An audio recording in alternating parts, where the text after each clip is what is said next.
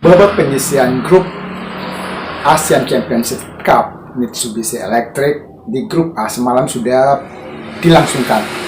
Singapura hadapi Kamboja dan Malaysia menjamu Timur Leste. Hasilnya pertandingan yang menjadi big match, Malaysia menang 3-2 atas Timur Leste. Tapi yang menjadi sorotan adalah ketika permainan di babak pertama, Timur Leste menggandakan gol ke jaring gawang Malaysia 2-1. Dan ini yang menjadi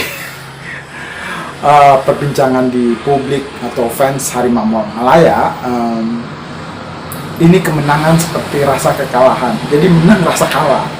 Ketika Thailand membantai Timur Leste dengan skor 10-0, harusnya Malaysia bisa paling tidak menjebol gawang Timur Leste 5 atau 6 gol. Tapi kenyataannya Malaysia kalah di babak pertama dengan skor 2-1 oleh Timur Leste. Itu yang terjadi.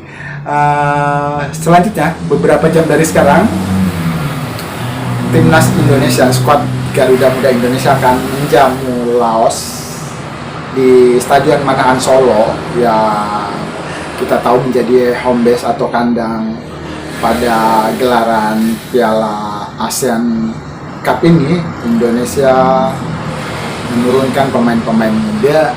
Ya, kemarin setelah mengalahkan Myanmar, Indonesia mendapatkan 1, sekian poin dan merangkak dari ranking FIFA 125 ke 124. Dan boleh bertaruh, Indonesia akan menang telak nanti malam. Di over berapa nih? Over 2. Enggak, Indonesia pasti menang menghadapi Laos di Manahan Solo nanti malam. Jadi kalau melihat skornya ya nggak banyak-banyak, paling pun 3-0 atau 4-0. Itu ya yang kita prediksi. Tapi kayaknya Laos sama seperti Timur Leste, setelah digunduli oleh Thailand 10-0, mereka pasti lebih siap menghadapi pertandingan hadapi tim tuan rumah Timnas skuad Garuda Muda di Stadion Manahan Solo nanti malam. Tapi kalau dilihat dari berita-berita yang beredar nih, pelatih Laos lalu juga para pemain sedikit excited ketika mendarat di Yogyakarta melihat Indonesia. Wow.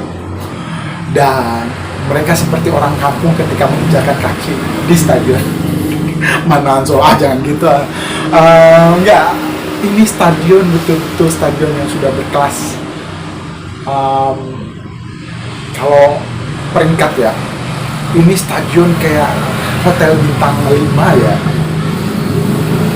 Begitu banyak fasilitas-fasilitas yang mungkin belum pernah mereka jumpai di stadion-stadion sekelas Asia Tenggara. Bayangkan kalau kejadian kemarin waktu Indonesia di Myanmar, di ruang ganti pakai kursi kondangan itu kan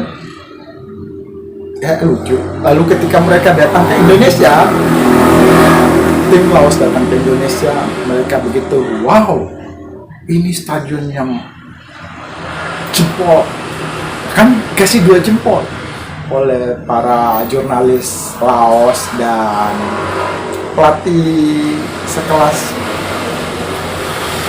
Laos juga mengungkapkan rasa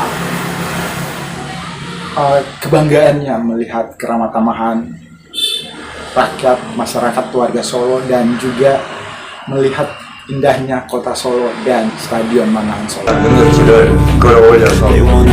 Ya, mengingat Timnas Indonesia biasanya menggunakan Stadion GBK yang berlokasi di Jakarta sebagai kandangnya, kali ini harus bergeser ke Solo, Jawa Tengah, karena Stadion Manahan dipilih sebagai home base skuad Garuda. Meski harus menempuh perjalanan lebih panjang, namun Timnas Indonesia maupun tim tamu termasuk Laos dipastikan akan mendapatkan fasilitas terbaik. Ya, mengingat Stadion Manahan sendiri memang memiliki fasilitas yang cukup megah, lengkap, dan istimewa dalam memanjakan pemainnya. Beberapa fasilitas yang telah disiapkan seperti ruang ganti pemain yang standar FIFA, terdapat ruang pemanasan kolam, berendam, dilengkapi dengan air hangat, serta tak lupa rumput yang berkualitas nomor 1. Bahkan bisa dilihat, rumput Stadion Manahan Solo siap memanjakan para pemain Indonesia dan para skuad timnas Laos. Compare, I think everyone's against me. Maybe something in the air. Am I paranoid? I swear a void is forming and they're scared. I walk a straight path. Not many can say that. Ya memang, jika dibandingkan dengan GBK, Stadion GBK jauh lebih besar. Namun soal fasilitas dan kualitas rumput, tentu saja Stadion Manahan Solo jauh lebih bagus jika dibandingkan Gelora Bung Karno. Ya, kualitas rumput yang sangat rata membuat pelatih timnas Laos, Hayok Jun, terkagum-kagum melihatnya. Bagaimana tidak kagum, sekelas AFF saja kualitas rumput kandang Indonesia begitu berkualitas. Tak heran, Stadion Manahan Solo dipuji habis oleh pelatih Laos tersebut. Memang, secara kapasitas sangat jauh jika dibandingkan dengan GBK. Stadion Manahan Solo hanya berkapasitas 20.000 penonton saja. Namun sekali lagi, kualitas rumput benar-benar membuat takjub semua orang yang melihatnya. They wanna rise up while you drown. They wanna fill your head with doubt. They're silently scared that you'll figure it out. Dalam hal ini, Ketua Umum PSSI Erick Thohir pun memastikan akan menjadi tuan rumah yang baik. Ia memastikan sebagai tuan rumah akan bekerja sama dengan seluruh pihak untuk menyiapkan keamanan dan kenyamanan. Ya, Erick Thohir berharap semua tim lawan Indonesia puas dengan fasilitas yang diberikan.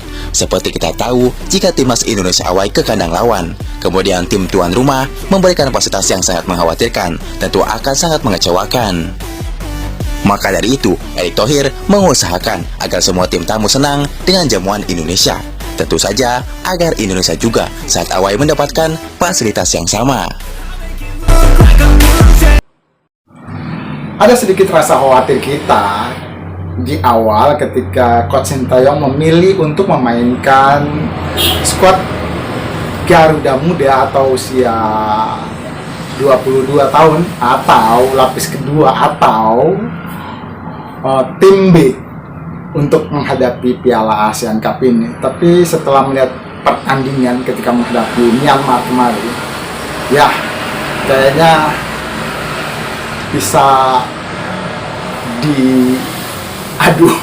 Jadi pemain-pemain yang andalan dari klub masing-masing ya sudah bisa bermain lebih padu. Ya memang di awal kita agak sedikit khawatir ya, apa mereka sudah chemistry, bisa memainkan pola yang diterapkan oleh Coach Sintayong, tapi ternyata bisa. Skor 1-0 untuk kemenangan Indonesia dan raih poin 3 ketika hadapi Myanmar cukup, tapi kalau menurut kacamata bola kita kayaknya never enough, belum puas ya istilahnya. Kalau bisa mencetak lebih dari 2 gol kenapa enggak, dan nanti malam ya pasti pembuktian siapa-siapa yang bisa mencetak gol ke gawang Laos. Berikut ini kita akan melihat ulasan dari teman-teman kita SH Official tentang prediksi pemain-pemain yang akan diturunkan oleh Coach Sintayong. Prediksi line up timnas Indonesia versus timnas Laos.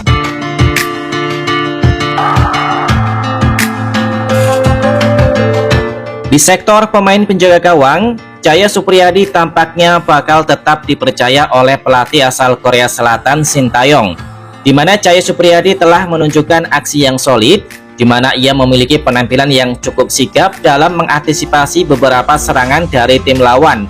Dalam pertandingan melawan timnas Myanmar kemarin, kiper muda ini berhasil mencatatkan 3 kali penyelamatan penting untuk menjaga gawangnya tetap aman. Don't wanna sleep in, cause I got something to prove. I gotta take what I hate and finally make a move. I think of you and all the shit you don't do. Well, I'ma make hella sure that I don't become you. Have no regrets, yeah, I'll tie up my chest. Selanjutnya di posisi 3 pemain belakang di depan Jaya Supriyadi, Sintayong diprediksi tidak akan melakukan perubahan karena penampilan solidnya. Lini pertahanan skuad Garuda masih akan tetap diisi oleh Kadek Ariel, Doni Tripamungkas, dan juga Muhammad Ferrari. Sebagai kapten di babak pertama saat melawan timnas Myanmar kemarin, Muhammad Ferrari memimpin pertahanan dengan sangat baik. Disiplin dan kematangan pemain Persija Jakarta ini menjadi kunci solidnya lini belakang timnas Indonesia. Asnawi Mangkualam bakal menjadi starter. Kemudian untuk posisi bek kiri, Pratama Arhan bakal kembali dipasang oleh Sintayong untuk menambah daya gedor. Asnawi Mangkualam yang baru diturunkan pada babak kedua langsung memberikan perubahan dalam performa timnas Indonesia saat melawan timnas Myanmar kemarin. Kehadirannya bisa membuat sektor kanan jauh lebih hidup. Pada laga kemarin, kapten timnas Indonesia ini mencatatkan 1 gol penting untuk membawa timnya menang. Sementara Pratamaran merupakan pemain yang multifungsi. Marcelino Ferdinand masih akan tetap menjadi motor serangan utama meski kemarin bermain sebagai laga kanan Laos ini. Namun ia tetap memberikan dampak yang sangat dengan Arkan Fikri yang akan menjaga kedalaman timnas Indonesia dan sekaligus menjadi penyambung lini belakang ke depan. Sebagai salah satu pemain yang paling berpengalaman di skuad Garuda, hadirnya Marcelino Ferdinand memang cukup terasa. Pada laga melawan Laos nanti, performa pemain berusia 20 tahun ini diharapkan bisa jauh lebih baik. Sementara Arkan Kakak tampaknya akan disimpan oleh Sintayong untuk memberikan ruang kepada Rafael Struijk. Dia akan berduet dengan Hoki Caraka dan Victor Ketan yang juga tampil cemerlang di pertandingan melawan Myanmar kemarin. Kehadiran Victor Ketan pada babak kedua saat Indonesia menghadapi timnas Myanmar kemarin telah memberikan perubahan yang cukup berarti di lini depan timnas Indonesia. Sayangnya Ketan masih membutuhkan waktu untuk memahami keinginan rekan-rekannya. Ini wajar karena ia baru mengukir debutnya bersama skuad senior. Sementara Rafael Struijk diharapkan mampu memberikan gaya dobrak baru bagi lini depan timnas Indonesia, di mana Rafael Struijk awalnya akan bermain untuk menyisir sisi sayap, lalu kemudian ia akan digeser ke lini tengah. Sementara Hoki Caraka akan menjadi ujung tombak timnas Indonesia. Nah guys, demikianlah tadi prediksi line up timnas Indonesia versus timnas Laos di Piala AFF 2024 ini.